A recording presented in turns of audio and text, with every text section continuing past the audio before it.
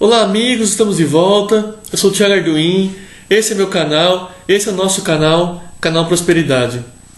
No vídeo de hoje eu vou estar falando sobre as empresas X, sobre o Eike Batista. Mas antes de continuar esse vídeo, os pedidos de sempre, que vocês se inscrevam no canal aqui embaixo, dá o like, dá o joinha, isso é muito importante. Ative o sininho no canto aí para o YouTube estar notificando vocês de novos vídeos.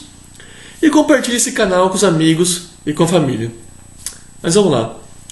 O tema de hoje vai ser sobre as empresas X, mais especificamente a MMX, que é a empresa de minério, de mineração do Eike Batista, ainda é dele, e a OSX, que é o estaleiro, né, a empresa de estaleiro, que ainda é também do Eike Batista, tá? Mas antes de aprofundar nessas duas empresas em específico, eu vou estar relembrando vocês do grupo EBX, o grupo Eike Batista das empresas X, tá? E a folhinha aqui nunca pode estar faltando. Aqui fiz um esboço, tá? Uma anotação. Vou estar colocando aqui na tela e vou estar falando sobre elas, tá? Mas vamos lá. Bom, o Eike Batista, quando em meados dos anos 2000, 2005, 2006, 2007, criou as empresas X, né? Porque todas elas tinham a letra X no final do nome, tá? Ele levou essas empresas para a Bolsa de Valores, né? Na época era BMF Bovespa, hoje chama B3. Abriu o capital dessas empresas, ou seja, jogou essas empresas na Bolsa, levantou dinheiro, levantou capital para capitalizar as empresas. E vou estar falando brevemente sobre elas para entrar no assunto principal, tá? Bom, as empresas do Eike na época, do Eike Batista, era OGX, que era empresa de petróleo, tá? Hoje ela chama Domo Energia, ela ainda existe.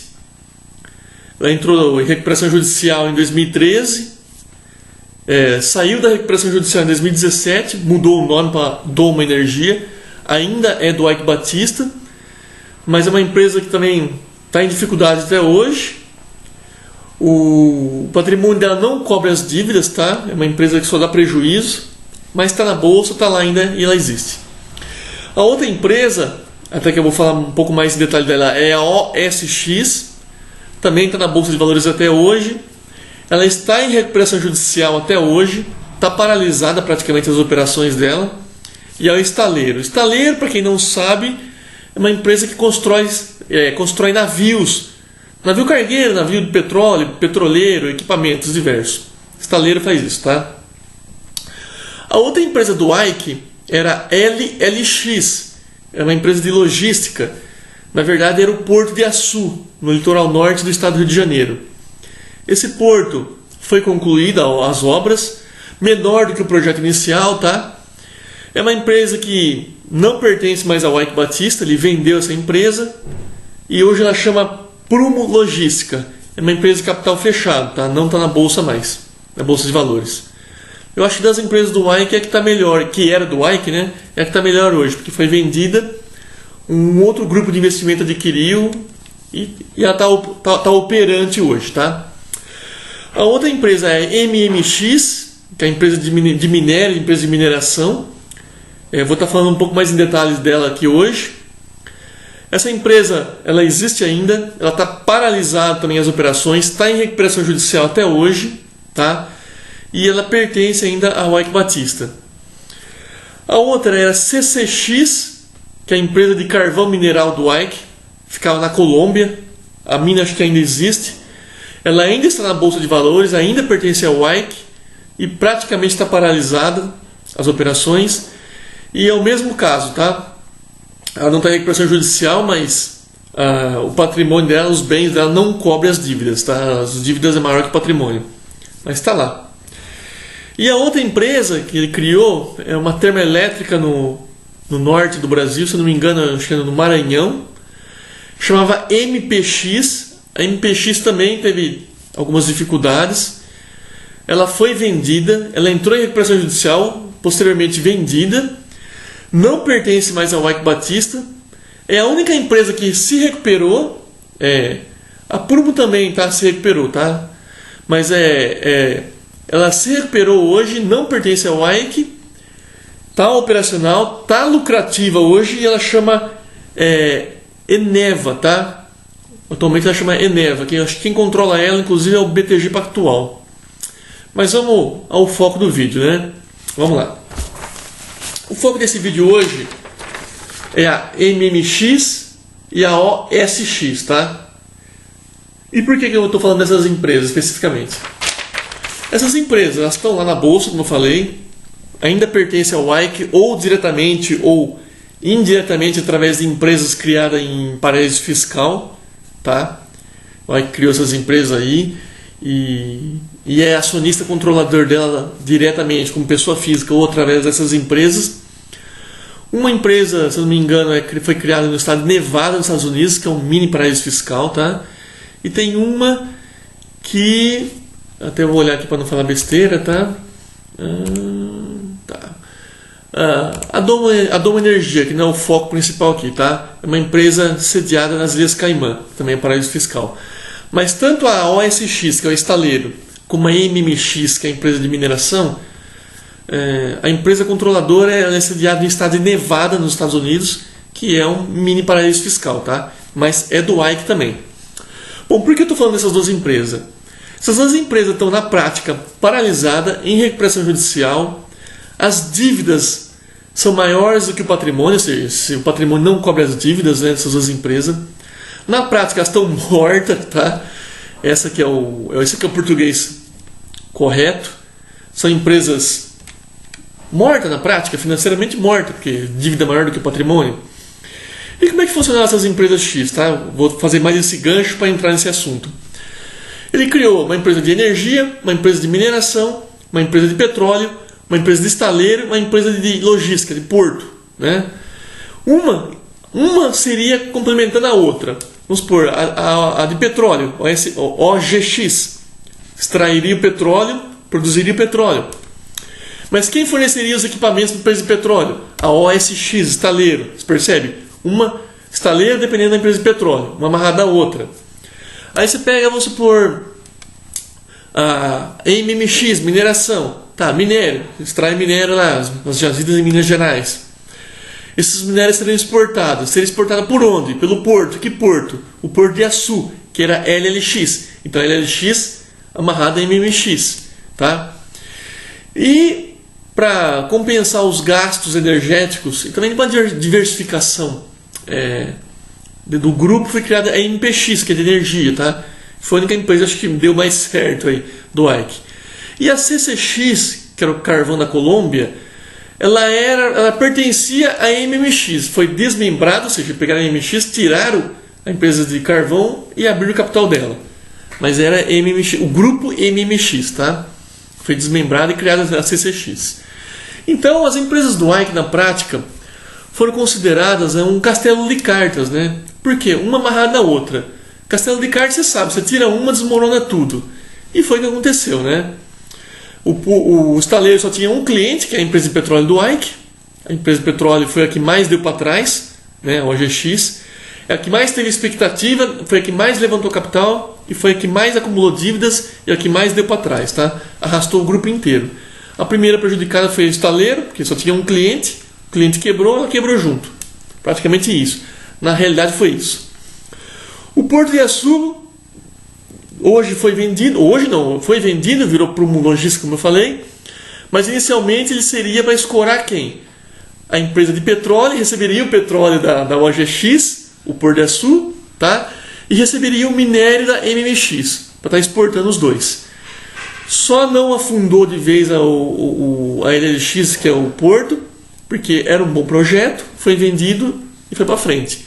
Mas percebe que uma empresa amarrando a outra, que é um castelo de cartas. Mas vamos lá. E por que eu venho falar do IKE? Estou recapitulando o que foi as empresas X, né, do IKE, para entrar no assunto principal. O assunto principal é a MMX, minério, e OSX, estaleiro. Pelo seguinte, são empresas, como eu já falei, mortas, paradas em recuperação judicial e praticamente quebradas, falidas. Só que, nesse mês agora, de outubro de 2020, eu estou gravando esse vídeo hoje, 15 de outubro de 2020. Nesses praticamente 15 dias, para vocês terem uma ideia, a MMX, o valor das ações dela, o valor de mercado dela, valorizou 900, vou repetir isso, 906% de valorização em 15 dias, tá? Desse mês. Nos últimos 12 meses, pegando num espaço maior, ela já sofreu uma valorização de 1.112%. Então você pega uma empresa uma empresa quebrada que em 15 dias valorizou 906% do valor de mercado. Estranho, né? No mercado de capitais isso é chamado de movimentação atípica de ações, ou seja, você tem um volume baixo de movimentação, um valor baixo, de repente a movimentação dessas ações vai lá em cima, muita movimentação, e o valor explode para cima. Isso é considerado uma movimentação atípica. Isso é questionado pela CVM, que é o órgão do governo federal que fiscaliza o mercado de capitais, né? Que é a Comissão de Valores Imobiliários. E a própria B3, que é a Bolsa Brasileira, também questiona isso, porque você tem uma média de negociação assim. De repente você faz assim. É bem atípico isso, né? E no caso da OSX, que é o estaleiro, nesses 15 dias de outubro, nesse mês de outubro até agora que eu gravo esse vídeo, valorizou menos, tá? Mas ela teve uma valorização de 262%. E nos últimos 12 meses, uma valorização de 514%.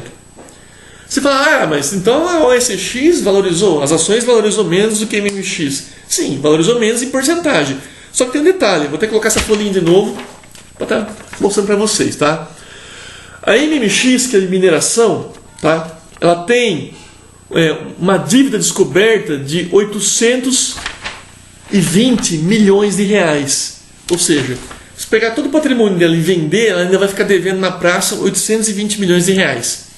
Agora, o estaleiro OSX, ele tem uma dívida descoberta de 4 bilhões, vou repetir isso, 4 bilhões e 700 milhões de reais, tá? É só 4 bilhões a mais do que a empresa de minério deve. O que a empresa de minério deve, se coloca mais 4 bilhões de dívida em cima, é o que o estaleiro deve. Então uma empresa de 4 bilhões de dívida valorizar 260% só nesse mês, 514% nos últimos 12 meses, vamos combinar, né? É uma valorização muito atípica. Aí vem a pergunta, e o que causou toda essa valorização? Os especialistas, os economistas, os analistas de mercado de capitais e bolsa de valores,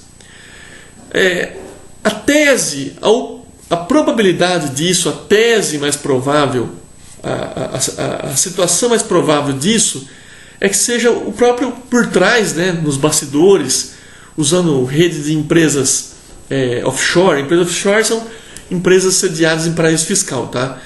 E isso a princípio não é proibido por lei. Deixa eu fazer esse gancho. Empresas sediadas em paraíso fiscal ou empresas offshores, como se fala também, desde que ela seja legalizada, devidamente registrada, ela siga alguns trâmites burocráticos, é totalmente legal isso, tá? Existir essas empresas. O que não é legal é usar essas redes de empresas, que é o mais provável que esteja acontecendo, não estou afirmando que seja, mas é bem provável que seja, o Eike Batista fazendo isso por trás, usando essas empresas, o que é ilegal, tá? É você manipular preço de ações, você manipular o mercado de ações. Uma valorização desse tipo aqui, tá? 900%, 260% em 15 dias, isso é uma valorização atípica, isso é manipulação de mercado, é bem provável, tá? Você está manipulando o preço das ações. Por quê? Veja bem, o maior acionista dessas duas empresas que eu falei aqui, estou falando, é o próprio Eike, como eu já falei, ou ele pelo CPF dele, pela pessoa física, ou ele através de uma empresa que ele tem sediada no estado de Nevada, nos Estados Unidos, que é um mini paraíso fiscal, tá? Mas ele pode estar usando outras empresas sediadas em outros paraísos fiscais para estar manipulando esses preços. Por quê? Manipulando esses preços, olha quanto subiu as ações. Ele pode vender uma quantidade expressiva de ações dessas empresas e embolsar o lucro. Só que a gente nem vai ver isso no Brasil. E é muito difícil provar. Porque essas empresas offshore, essas empresas em paraísos fiscais, esses países ou localidades offshores, eles permitem, a lei deles, a legislação deles permite omitir, camuflar, esconder quem que é o verdadeiro dono. Então, se você investigar essas empresas, for rastreando essas empresas, você chega na empresa, é a empresa tal, sediada no lugar tal, vamos supor, Ilhas Caimã, vou dar esse exemplo, ou Bermudas, no Atlântico Norte, ou São Cristóvão e Neves, tá? Uma outra ilhinha no Caribe aí, que é paraíso fiscal. Inclusive tem até um filme na Netflix, vocês deveriam assistir, que chama Lavanderia, tá? É com Antônio Bandeiras. Um filme muito interessante, muito explicativo, muito bom também, muito bem feito. Explica como é que funciona esse mundo de empresas offshore. Mas voltando para o tema. O que acontece? Se você rastreia essas empresas, até chegar a empresa tal sediada em tal paraíso fiscal, em tal localidade offshore. Isso, a princípio, não é ilegal, tá? Mas o que acontece? A legislação desses países permite ocultar quem que é o dono. Se você for rastrear lá quem que é o dono, você não consegue descobrir. Ah, mas tem que ter alguém responsável. Tem isso, nomeia um diretor, um administrador. Só que esse diretor administrador geralmente é um laranja, tá? E você não consegue provar que ele é um laranja de fato, porque ele assina, você vai lá, ele vai conversar até com você, se for o caso. Então, na prática, você não consegue provar quem que é o verdadeiro dono. E é bem provável que seja o Ike. E se não for o Ike, é alguém que está junto com ele ou algum outro especulador profissional, tá? Isso tem no mundo dos investimentos, no mundo das ações, no mundo das empresas, tá? Bom, e por que eu fiz esse vídeo? Até eu coloquei esse título, o Ike, né? O Ike voltou, o Ike Batista de volta. Eu coloquei esse título porque a maioria dos especialistas, como eu disse, acredita que seja ele mesmo especulando, tá? Para valorizar as ações, ele vende um lote. Ou seja, ele põe dinheiro no bolso. Quem entrou nessas empresas lá atrás, quando abriu capital, né, as empresas X, ou algum tempo depois, que elas estavam no auge, tem expectativa de lucros gigantes, né? E o próprio Ike anunciava isso a quatro ventos, né, para todo mundo ouvir, que as empresas dele tinham uma expectativa enorme de extrair petróleo, uma expectativa enorme de extrair minério. E naqueles anos, né, para quem não lembra, o petróleo chegou a bater $200 o barril no mercado internacional, né, a cotação. Hoje está patinando em $40, por exemplo. E chegou no mês de abril desse ano, por conta do bichinho, do Covid, né? Chegou a bater cotação negativa. Olha que absurdo. Petróleo com preço negativo. O que é negativo? Quem produz petróleo tem petróleo estocado, ou contrato futuro de petróleo. Eu posso estar fazendo um vídeo depois detalhando isso. Tinha que pagar para se livrar desse petróleo dentro do prazo. Uma coisa muito louca, mas vamos deixar isso para um outro vídeo. Então você tinha petróleo naquela época que as empresas do Ike estavam no auge, $200 o barril. O minério de ferro no mercado internacional estava a mais de $100 a tonelada, então era um preço espetacular de bom. O Brasil estava num momento econômico excelente, era bola da vez, tá? O real super valorizado, super forte em relação ao dólar, né? Então muita gente entrou nessas empresas. Eu sinceramente só não entrei nas empresas X porque naquela época ainda não estava na bolsa, não investi no mercado de capitais. Mas conforme foi passando os anos, foi vendo em 2009, 2010, eu sinceramente comecei a questionar. Eu ainda acreditava no Ike. Confesso, acreditava no Ike Batista. Mas comecei a questionar. Poxa, mas essas empresas têm tanto minério assim, tem tanto petróleo assim. Daqui a pouquinho o cara está maior do que a Petrobras. Pô, a Petrobras é uma empresa assim, de 60 anos, né? 70 anos na verdade. A Petrobras foi fundada na década de 50 por Getúlio Vargas. Então a Petrobras com 60 anos. A Petrobras com todo tamanho, conhecimento, equipe técnica, tá? Tem a parte podre? Tem. A cúpula da Petrobras é política, é podre. Mas a parte técnica da Petrobras é altíssima qualificação, altíssima qualidade. E você vê o Ike, uma empresa novata, pequena, sabe? Nas palavras do Ike, parecia que ele ia engolir a Petrobras. Reservas, ele chegou a anunciar reservas de petróleo de bilhões de barris. Poxa, nem a Petrobras anuncia isso, com todo o conhecimento e capacidade técnica que a Petrobras tem. A Petrobras, todo o tamanho dela, só relembrando, em 2010 ela precisou fazer uma capitalização. O que é a capitalização? Emitir mais ações na B3, na bolsa, que na época chamava BMF Bovespa, né? Para levantar dinheiro, para poder investir mais no pré-sal. E levantou acho que 117 bilhões de reais. 100 bilhões de dólares na época ela levantou de capital com a capitalização em 2010. Foi a maior emissão de ações, acho que, da história da Bolsa Brasileira, inclusive. Não foi superado até hoje, isso por uma empresa única, tá? Se você juntar várias empresas, depois teve isso. Só esse ano 2020, os IPOs, as aberturas de capitais que teve na B3 esse ano, já está beirando 100 bilhões de reais aí, mas são várias empresas, né? Bom, mas no caso das empresas X do Ike, tá? Se você vê as empresas dele valorizando esse ano, cai fora, não entra, cara, é uma roubada, é bucha. Todas as empresas do Ike que estão na bolsa ainda estão praticamente quebradas, tá? É pouca chance de elas terem sucesso, as que são dele ainda, tá? A LLX, como eu falei, virou prumo, fechou capital, é um grupo de investimento internacional, e que era o estaleiro, né? E a MPX Energia virou a Eneva, o BTG Pactual é controlador dela. Não tem grande parte das ações, mas ele dá as cartas lá dentro. É uma empresa que se recuperou e está começando a dar lucro agora. É um bom negócio até. Inclusive a Eneva quis comprar a AES Tietê, tá? Que é as hidrelétricas do Rio Tietê, no interior de São Paulo. Aí. Posso estar fazendo um vídeo sobre isso. Quis fazer uma fusão, na verdade. Não deu certo, mas fizeram a proposta. Bom, então só recapitulando. Empresas X do Ike Batista, fria, cai fora, tá? E estão valorizadas nesse mês, com essa baita valorização aqui, especulação pura para algum tubarão tá ganhando dinheiro aí. E esse tubarão provavelmente é o próprio Ike, tá? Camuflado, mas é ele. E se você entrar lá achando que você vai ganhar dinheiro, você vai provar que você é sardinha, tá? A sardinha serve para isso, para alimentar o tubarão. Então não seja sardinha. Seja um filhotinho de tubarão, pode ser um filhotinho de tubarão, mas seja tubarão, não seja sardinha. Bom, por hoje é isso. Espero que tenha gostado. Críticas, dúvidas, sugestões, elogios, ideias, por favor deixe nos comentários embaixo, ou pode ser através do meu Twitter ou do meu WhatsApp. Mais uma vez peço o like, agradeço a atenção, tamo junto.